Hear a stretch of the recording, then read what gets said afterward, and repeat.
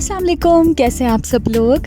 I hope आप सब खैरियत से होंगे, खुश होंगे, मज़े में होंगे और आपकी लाइफ बहुत अच्छी गुजर रही होगी। हम भी अल्हम्दुलिल्लाह बिल्कुल ठीक हैं और Eid is just around the corner and I hope आपकी सारी तैयारियां हो गई होंगी, शॉपिंग वगैरह आपने कर ली होगी। हम लोगों ने इस बार भी पिछली ईद की तरह कोई ख़ास शॉपिंग नहीं की, कोई ख़ास हमारी तैयारी नहीं है बिकॉज़ लॉकडाउन वाली ईद है और इंटरेक्शन बहुत कम होगा लोगों से, तो फिर कोई तुक नहीं बनती इतना सारे कपड़े बनाने की और बहुत ज़्यादा तैयारी करने की। तो खैर मेरे पास जो है वो 2 सूट्स पड़े हुए थे पहले से ही, तो वो मैंने रमज़ान से 1 वीक पहले ही अपने टेलर को दे दिए थे क्योंकि मेरा टेलर बहुत तंग करता है और रमज़ान में भी वो कपड़े नहीं लेता। तो बुकिंग्स उसकी पहले से हुई होती हैं, इसलिए फिर मुझे देने थे कपड़े, तो मैंने अपने कपड़े स्टिच करवा लिए थे। हस्बैंड के भी कपड़े मैंने स्टिच करवा लिए थे। बच्चों के ऑलरेडी मेरे पास बहुत सारे कपड़े हैं जो अभी उन्होंने एक बार भी नहीं पहने।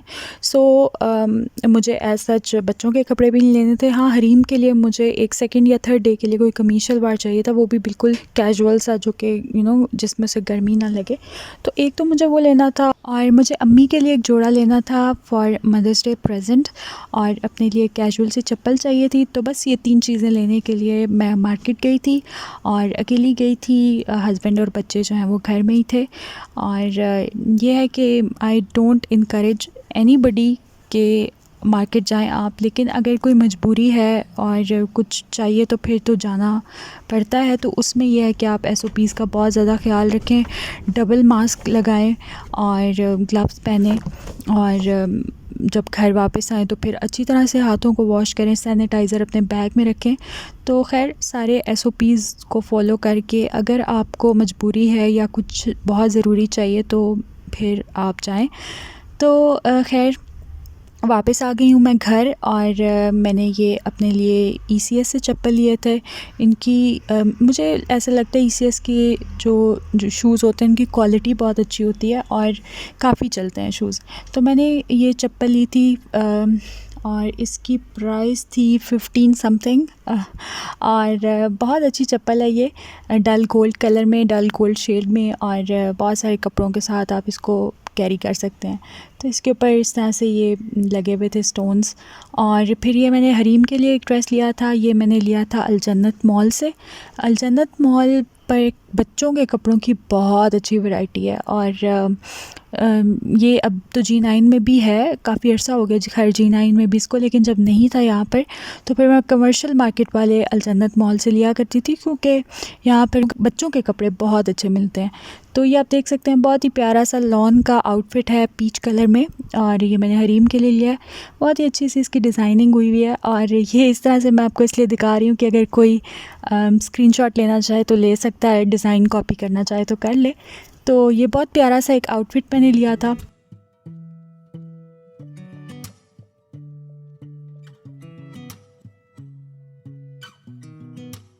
Sound really fine.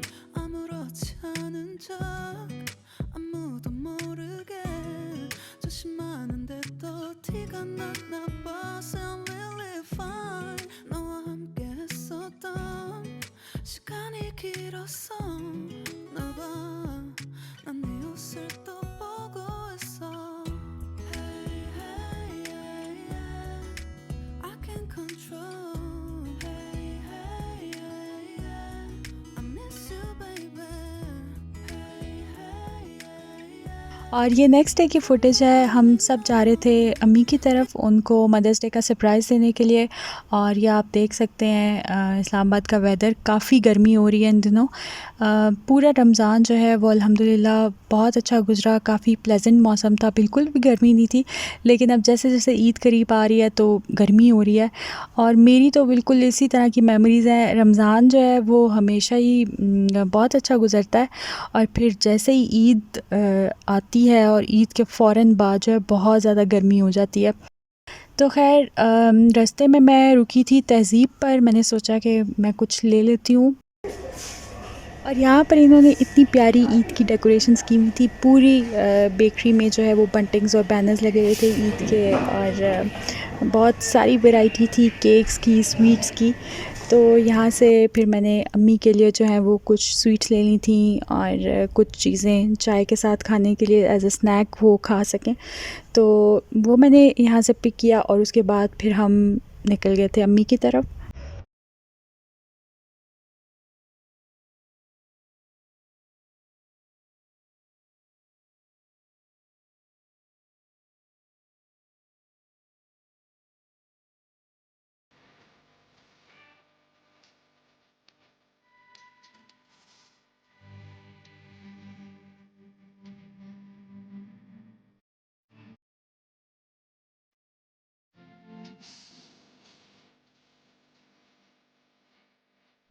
और व्लॉग के स्टार्ट में मैंने आपके साथ एक क्लिप शेयर किया था, तो बिल्कुल इस वक्त इस्लामाबाद की जो रोड्स हैं वो ख़ाली हैं। इस्लामाबाद में मोस्टली जितने भी लोग हैं वो सारे दूसरे सिटी से आए हुए हैं, तो वो सब के सब अपने अपने सिटीज़ में वापस चले गए हैं। तो एक तो वो रीज़न भी है, सेकेंडली लॉकडाउन की वजह से ही अभी इस वक्त इस्लामाबाद जो है वो बिल्कुल ख़ाली है। तो मुझे वो 90s का इस्लामाबाद याद आ गया।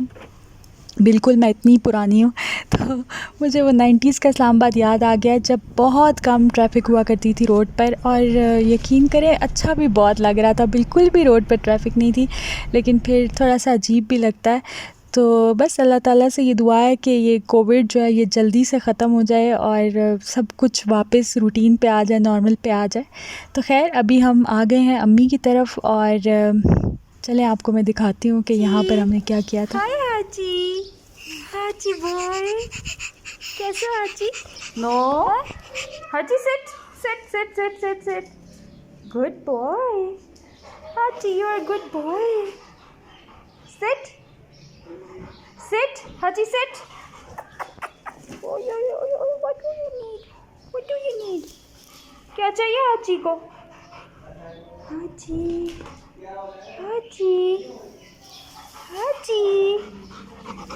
तो ख़ैर अम्मी की तरफ हम पहुँचे थे तकरीबन 3 साढ़े 3 बजे, और उसके बाद फिर हमने उनको उनके गिफ्ट्स वगैरह दिए और थोड़ा रेस्ट किया। फिर इफ़्तार का टाइम हो गया था, तो हमने सब ने मिल के इफ़्तार किया, उसके बाद खाना वगैरह खाया और फिर अपने घर आ गए। तो इस तरह से हमारा सारा दिन गुज़रा।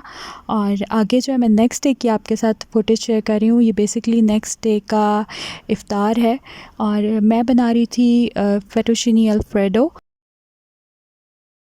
मैंने पहले भी आपके साथ शेयर किया था कि इस पूरे रमज़ान एक दिन मैं डिनर बनाऊंगी और एक दिन जो है वो इफ़्तार।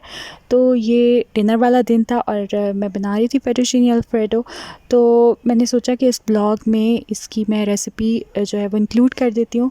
तो सिंपल मैंने फेटोशिनी पास्ता जो है वो बॉयल होने के लिए रख दिया था, जिस तरह से हम रेगुलर पास्ता बॉयल करते हैं। पैकेज इंस्ट्रक्शंस के अकॉर्डिंग आप उसको बॉयल कर लें। तो यहाँ पर मैं चिकन को मैरिनेट करी थी। इसके लिए मैंने हाफ़ ब्रेस्ट फिले लिया था और उसको मिडल में से कट करके अच्छे से पाउंड कर लिया था। इससे चिकन की इवन कुकिंग होती है और बहुत जल्दी भी रेडी हो जाता है। तो बस इसको मैं मैरिनेट कर रही हूँ with salt, white paper, garlic powder and mix herbs, और दोनों साइड पर अच्छे से रब करने के बाद इसको मैंने छोड़ दिया था फॉर 20 मिनट्स। 20 to 30 मिनट्स आप इसको छोड़ दें मैरिनेशन के लिए। और उसके बाद यहाँ पर ग्रिल पैन में मैं बिल्कुल थोड़ा सा ऑयल डाल रही हूँ, लाइक अबाउट 1 टेबलस्पून। और वो जब अच्छे से गर्म हो गया तो मैंने इस पे चिकन रख दिया और इसको दोनों साइड से हम कर लेंगे अच्छा सा ब्राउन। इतना कुक करेंगे कि ये जो है ये टेंडर हो जाए। बहुत ज़्यादा अगर आप पकाएंगे तो वो फिर ड्राई हो जाएगी चिकन, वो खाने में बिल्कुल भी अच्छी नहीं लगती। सो बस इसको मैंने तकरीबन हार्डली 4 मिनट तक कुक किया था, मतलब 2 मिनट्स ऑन ईच साइड।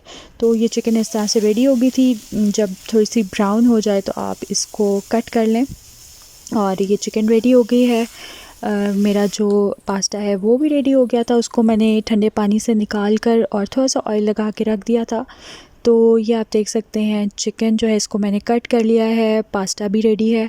और अब मैं आपको दिखाती हूँ बाकी के इंग्रेडिएंट्स जो इंग्रेडिएंट्स हम इस फेटोचिनी अल्फ्रेडो में यूज़ करेंगे। तो यहाँ पर मैंने ले लिया है मिल्क। अच्छा, क्वांटिटीज़ जो हैं वो मैं डिस्क्रिप्शन बॉक्स में दे दूँगी, तो वहाँ से आप लोग देख लीजिएगा।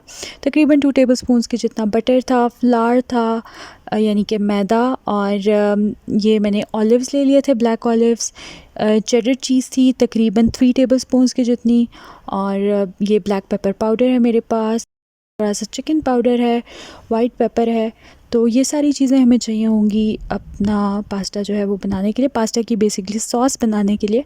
तो चलें स्टार्ट करते हैं। तो यहाँ पर बन रही है वाइट सॉस, जिसको बेशमेल सॉस भी कहते हैं। तो इसके लिए मैंने एक वोक में 2 टेबलस्पून्स डाला था बटर, और 2 टेबलस्पून्स ही इसमें डाल दिया था ऑल पर्पस फ्लावर यानी कि मैदा।